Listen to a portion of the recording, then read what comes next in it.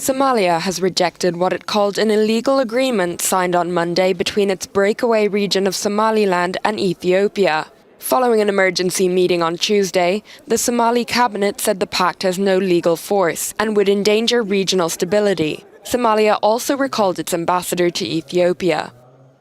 The agreement would allow landlocked Ethiopia to use the Red Sea port of Berbera for commercial marine operations. As part of the deal, Somaliland would be recognized as an independent nation in due course, and would also receive a share of state-owned Ethiopian Airlines.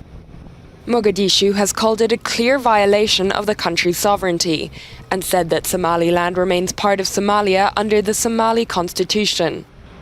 The deal comes only days after Somalia and Somaliland had agreed to restart dialogue, following talks last week mediated by Djibouti.